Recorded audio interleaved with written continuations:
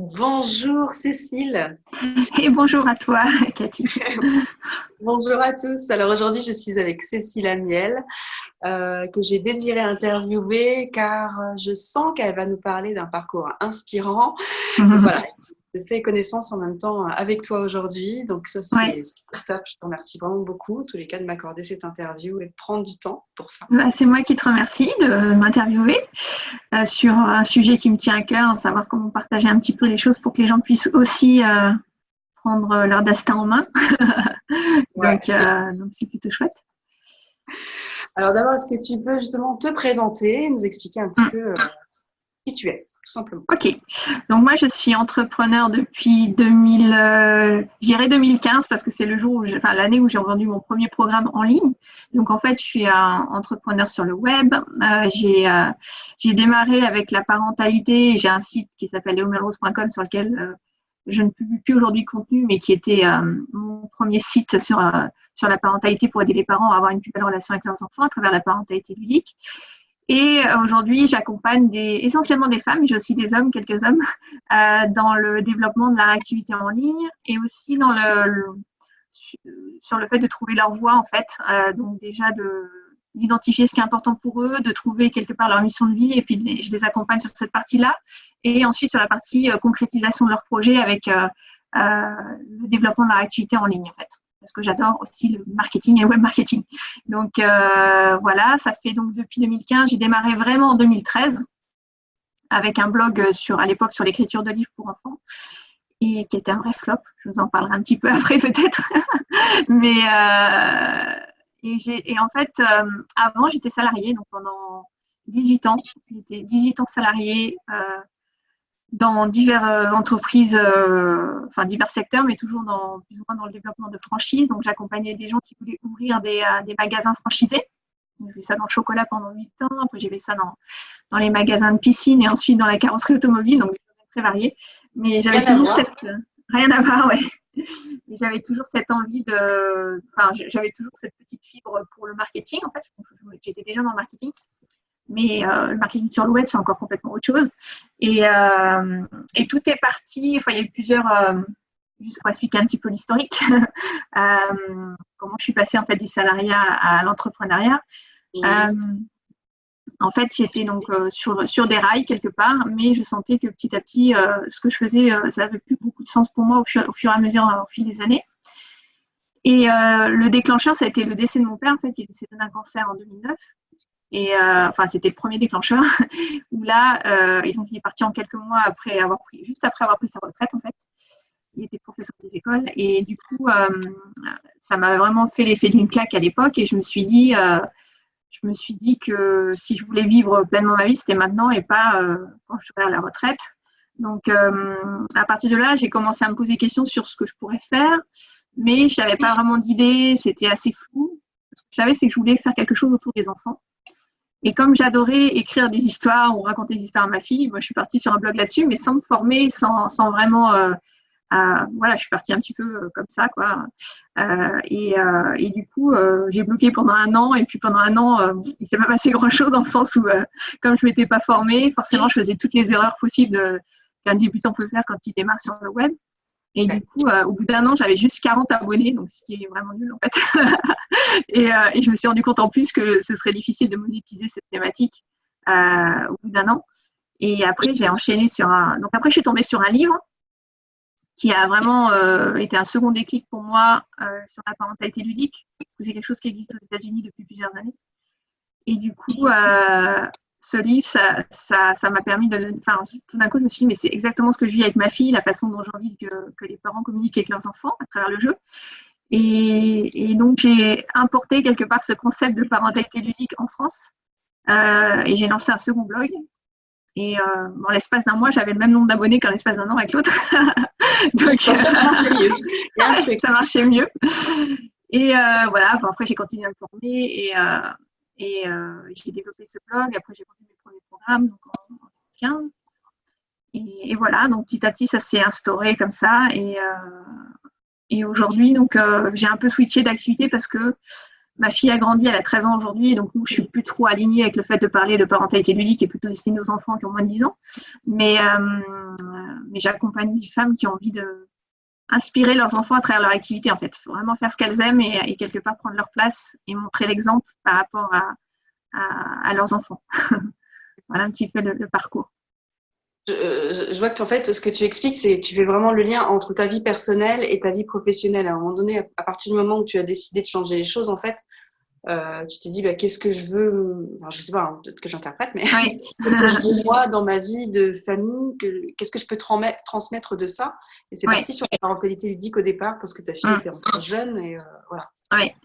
Oui. Bah, en fait, pour moi, si tu veux, scinder, en fait, on scinde nos vies professionnelles, personnelles et autres domaines de vie quand on n'est pas aligné, en fait. Parce que pour moi, et aussi le fait d'être sur Internet, ça permet vraiment de tout combiner.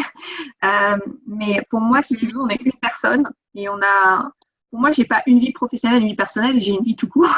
Et du coup, ma vie professionnelle, ce que je fais chaque jour, j'adore, j'aime ce que je fais et du coup, pour moi, ça fait sens de m'exprimer à travers cette activité pro sur ma vie personnelle aussi, parce que plus je vais partager ma vie personnelle à travers Internet, plus aussi ça va créer de liens avec les personnes que j'accompagne, qui peuvent être inspirées effectivement par le parcours, qui ont envie de faire la même chose, et du coup, ça fait sens. Et sur Internet, c'est difficile de scinder les vies pro et vie perso d'ailleurs, parce que les gens achètent nos programmes autant pour la personne qu'on est et l'énergie qu'on dégage que pour le contenu de ce qu'on partage. Donc, du coup, ça fait sens de partager aussi notre vie personnelle. Mais en tout cas, ça permet d'allier effectivement de changer de conditions de vie et de faire en sorte qu'on puisse profiter plus de notre vie de famille, d'avoir plus de temps pour soi. Enfin, Internet permet ça en tout cas. Et c'est ce que j'aime dans cette activité-là. Et voilà. Est-ce que ça a été simple, alors à partir du moment où tu as eu ce déclic, notamment du décès de ton père, est-ce que ça a été simple de switcher, de se dire, allez, je change tout que les gens qui regardent ça peuvent se dire, ah là là, mais… Alors, c'est à la fois très simple et à la fois très, très compliqué. Dans le sens où il suffit d'une décision pour dire, OK, maintenant je change. La difficulté, c'est d'explorer, de trouver sa voie. Enfin, la difficulté, c'est même pas la difficulté, mais explorer et trouver sa voie, en fait, ça prend un peu de temps. Surtout quand on a vécu dans un environnement entouré que de salariés et qu'on n'est pas entrepreneur dans l'âme. En tout cas, on n'a pas un entourage d'entrepreneurs. Donc, ce qui était mon cas. Donc, du coup, ce qui a été long pour moi, c'est de changer de mindset, en fait, et de trouver la bonne idée. Mais en fait, ce que j'avais pas intégré à l'époque, c'est que la bonne idée, elle se trouve pas, elle s'explore, en fait, en testant des choses et en expérimentant pour voir si c'est fait pour nous ou pas, en fait. C'est difficile comme ça, juste en restant dans son mental, de savoir si ça va être une bonne idée ou pas. Et puis, ça sert à rien non plus de réinventer la roue. On va pas trouver une bonne idée juste en restant dans son mental, en fait. Donc, du coup, moi, j'ai mis du temps. Mais aujourd'hui, quand j'accompagne des personnes, en 3 mois, on trouve l'idée et on avance, quoi. Moi, j'ai mis 5 ans, grosso modo, puisque j'ai démarré mon père est décédé en 2009. J'ai démarré mon premier blog en 2013. Donc, j'ai mis du temps parce que j'avais beaucoup de croyances limitantes et que je me suis pas formée au départ. Et voilà. Mais aujourd'hui, ça peut se faire très, très vite, en fait, le changement. Par contre, ce que je conseille à tout salarié ou de personnes qui sont encore en activité dans quelque chose d'activité actuelle, c'est vraiment de faire ça en mode transition, c'est-à-dire de pas arrêter son job du jour au lendemain, mais de dire, OK, je mets en place mon projet en parallèle de mon activité actuelle, en fait. On n'a pas besoin de faire quelque chose de radical, un changement radical, ça se fait petit pas par petit pas. Et Internet permet ça, puisqu'on peut faire ça le soir chez soi ou le matin ou le week-end. Et donc, on peut consacrer un certain nombre d'heures dans la semaine à son projet. Donc, c'est tout à fait jouable. Je l'ai fait, il y a plein de gens qui le font. Et ça permet de faire la transition en douceur entre ce qu'on vit actuellement et puis notre futur et de générer ses premiers revenus avant même de quitter son emploi. C'est ça, effectivement, ça ne peut pas se faire du jour au lendemain. En fait, moi, ce que je constate, c'est que l'image que renvoient les gens comme ça sur Internet, c'est que ça s'est fait du jour au lendemain. Et moi, ce que je comprends à ces interviews, c'est que ça ne se fait pas du jour au lendemain. Ça demande un vrai travail sur soi, de développement personnel, voilà. Enfin, ça peut aller assez vite, hein, mais encore une fois, déjà, moi, je pense qu'il faut investir un moment sur soi, investir et se former. Et l'erreur que font beaucoup de débutants, entre guillemets, c'est de dire, parce qu'ils n'ont pas l'habitude, et c'est l'erreur que j'ai faite au départ, ils se disent, non, je vais aller consommer que des choses gratuites sur Internet pour changer de vie.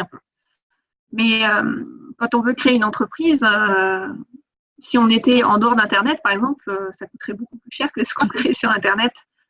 Donc, le vrai coût du changement, c'est le coût de la formation. Et on peut se faire accompagner pour accélérer encore plus les choses, et ça, on ne peut pas s'en passer, en fait. Même si on pense au départ que c'est possible, c'est un leurre. Donc, il faut juste intégrer ça, se dire que c'est un investissement qu'on est en train de réaliser et que cet investissement, il va nous rapporter beaucoup plus que ce qu'on imagine à moyen terme.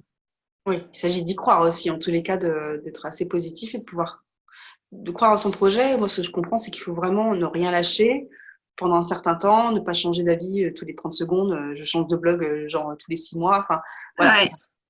Ouais, ça demande aussi, c'est pour ça qu'il faut se former, ça demande aussi d'avoir de s'appuyer sur des choses en fait, savoir si l'idée est monétisable ou si son projet est viable économiquement, ça ne s'invente pas. En fait, il y a des critères, il y a un certain nombre de choses à respecter. Et si ça passe à travers le filtre et que les feux sont verts, on y va. Sinon, c'est pas la peine d'y aller. Sinon, on va perdre beaucoup de temps, en fait. Ouais. Donc, une fois qu'on sait ça, une fois qu'on a les filtres et qu'on sait ce qu'il faut faire, en fait, qu'on a défini son positionnement, qu'on a travaillé là-dessus, après, et surtout qu'on fait effectivement quelque chose qui est aligné avec, qui est juste pour soi. Donc, là aussi, ça ne s'invente pas, en fait. Moi, j'accompagne les gens là-dessus. Donc, il y a des exercices à faire, il y a des choses, une introspection à faire pour aller chercher ce qui est important pour soi, définir sa vision, ce qu'on a envie vraiment de créer. Et quand on fait ce travail, généralement, on n'a pas envie de changer tous les 4 matins d'idée ou de blog, puisque c'est quelque chose qui est juste aligné avec qui on est et qui permet d'exprimer ses talents et sa vision. Donc, il n'y a pas de raison de changer, en fait. La raison pour laquelle les gens s'éparpillent et changent, c'est parce que soit ils n'ont pas un pourquoi assez fort, en fait, de ce qu'ils veulent faire, ils n'ont pas trouvé leur pourquoi et leur vision, ils n'ont pas défini ça clairement. Du coup, comme ils n'ont pas de clarté, c'est facile de se laisser séduire par l'objet qui brille à droite ou à gauche.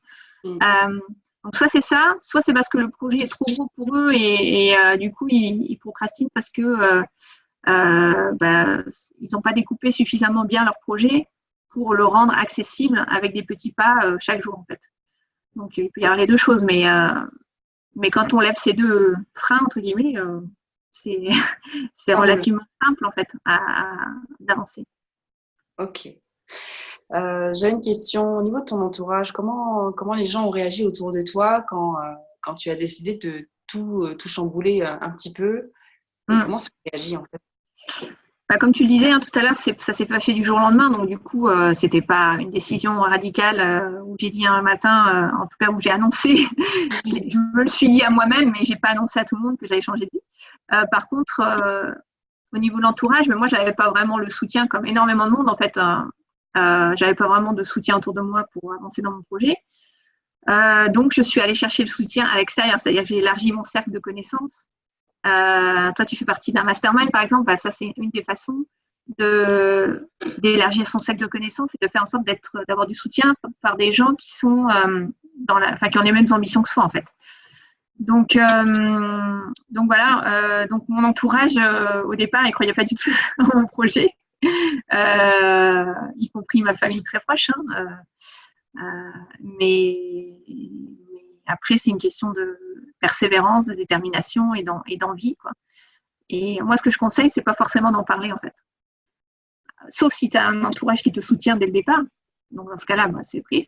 Mais si tu sens qu'il y a des résistances, ça ne sert à rien, en fait, de se tirer une balle dans le pied en discutant, en essayant de convaincre les autres. Parce que la seule façon de convaincre, en fait, c'est de mettre en place les choses qui sont juste pour soi et de montrer l'exemple et puis d'aller au bout et de commencer à avoir des résultats. Sinon, Sinon, c'est plutôt c'est la meilleure façon d'avoir des doutes sur son projet et d'abandonner que de le partager, quoi. C'est ça, ils peuvent transmettre leur stress, leur peur, alors qu'à la base, il n'y en avait pas. Ouais, exactement. Ok. Je réfléchis, est-ce que j'ai d'autres questions? Est-ce que tu aurais justement des conseils? Alors, tu en as déjà cité pas mal, mais est-ce que tu aurais des conseils à donner à quelqu'un justement qui veut se lancer, qui sent que y a quelque chose qui va pas dans sa vie, avec lequel il ou elle n'est pas aligné? Enfin, est-ce que tu aurais des conseils à donner justement à ces personnes?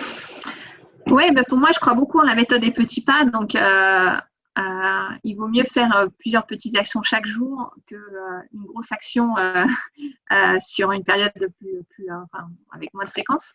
Donc, mais bon, pour commencer, moi, je commencerai déjà par me connecter à tout simplement avant, comme je l'ai dit, on ne peut pas se dispenser de formation. Pour moi, c'est la clé pour avancer. Mais au-delà de ça, pour quelqu'un qui vraiment est un peu perdu, qui se dit, OK, qu'est-ce qui est important pour moi, qu'est-ce que j'ai envie de faire, et je me sens un peu déconnectée, je ne sais pas trop sur quoi avancer, et je ne sais pas ce qui me fait plaisir, etc. La première chose pour moi, c'est de mettre en place des routines très, très simples du quotidien, où déjà on retrouve un état de bien-être, en fait. Donc, souvent, il y a des gens qui cherchent à exprimer quelque chose, une idée, etc., et qui cherchent à développer une activité. Mais eux, ils sont vraiment pas bien dans leur basket pour commencer. Et du coup, comme ils sont pas dans un état de bien-être, c'est compliqué d'aller chercher ce qui est juste pour eux quand on est dans un état de mal-être, en fait. Donc, la première chose, pour moi, c'est de mettre en place des routines qui font du bien. Donc, c'est des choses toutes simples, mais vraiment toutes simples. C'est de se connecter à son corps, de se dire, OK, qu'est-ce qui me fait vraiment du bien? Moi, par exemple, dans mes routines, je vais marcher tous les matins. Je vais même courir en ce moment depuis le mois de juin. Et ça me fait vraiment du bien. Enfin, moi, c'est un incontournable pour moi. C'est ce qui permet d'être en énergie dès le matin, super énergie, quoi. Donc, du coup, alors pour certaines personnes, ça va être méditer. Pour d'autres personnes, ça va être, j'en sais rien, prendre un bon bain. Et même si on a des enfants et qu'on a un emploi du temps chargé, on peut très bien se lever avec un peu plus tôt et juste mettre en place une petite routine qui fait du bien le matin. Pour d'autres personnes, ça va être boire un petit café tranquille dans un lieu calme. Voilà, peu importe ce que c'est pour vous, mais ce serait la première chose, c'est déjà de commencer à vous faire du bien et de commencer à switcher un peu de mindset, dans le sens où quand on commence à se faire du bien, on est plus facilement enclin à être dans un état de gratitude pour ce qu'on vit et du coup d'être dans un état d'esprit plus positif pour pouvoir développer ce qui est important pour soi. Donc moi, je commencerai par ça, vraiment des choses simples pour se faire du bien. Et ça doit être un must qui passe en priorité avant toute chose, en fait. Et ensuite, de se former pour aller déceler justement ce qui est découvrir et aller dénicher ce qui est important pour soi. Ça demande de se poser des questions, ça demande des questions d'introspection, en fait. Moi, je conseille de se faire accompagner parce que ça va beaucoup plus vite que de le faire seul. Après, il existe aussi des livres. Aujourd'hui, on a quand même suffisamment de ressources accessibles facilement pour que tout le monde puisse en bénéficier, en fait, puisse avancer. Donc, voilà ce que je conseillerais en premier. Ok, c'est top. En tous les cas, je ne sais pas si tu reviendras en arrière aujourd'hui dans ta vie. Non. Non, mais moi, je me sens vraiment comme un poisson dans l'eau dans mon activité. J'adore ce que je fais. Je ne me vois pas faire autre chose. J'ai vraiment trouvé ce qui est fait sens et ce qui est aligné avec moi. Et j'adore j'adore la vie que je mène aujourd'hui, où je voyage de plus en plus, je vis des expériences de plus en plus extraordinaires. Je me suis ouvert récemment aussi à tout ce qui est spiritualité et à un monde un peu plus subtil, énergétique. Et ça vient apporter encore plus une dimension encore plus profonde et c'est un accélérateur de dingue. Donc, je ne peux que... Enfin, je suis hyper heureuse de ce que je vis depuis quelques années et pour rien au monde, je reviendrai en arrière, quoi. Mais en fait, c'est ce qui se passe quand on prend... quand on prend sa place, quoi. Quand on prend sa place. C'est reprendre son pouvoir quelque part, dans le bon sens du terme. Donc, et ça, je souhaite ça à tout le monde parce que c'est là où on s'épanouit vraiment et on peut rayonner. C'est top ça comme mot de la fin. On peut rayonner. Ça donne envie en tout cas. Écoute, je te remercie Cécile, à moins que tu avais quelque chose à rajouter. Je trouve que Non, bah moi j'ai juste envie de dire que chaque personne a des talents uniques et donc on a une vie, voilà, vivons-la à fond quoi, et faisons en sorte de les exprimer et de s'épanouir dans ce qu'on fait. Je crois que c'est le meilleur cadeau qu'on puisse se faire quoi. Alors, faisons-nous ce cadeau-là aujourd'hui. Ouais, exactement. Je te remercie Cécile, vraiment beaucoup. Merci à toi Cathy. Je vous dis à bientôt et puis n'hésitez pas à partager cette vidéo ou à commenter. En tous les cas, n'hésitez pas. Voilà. À bientôt. Et À j'arrête bientôt. l'enregistrement. À bientôt.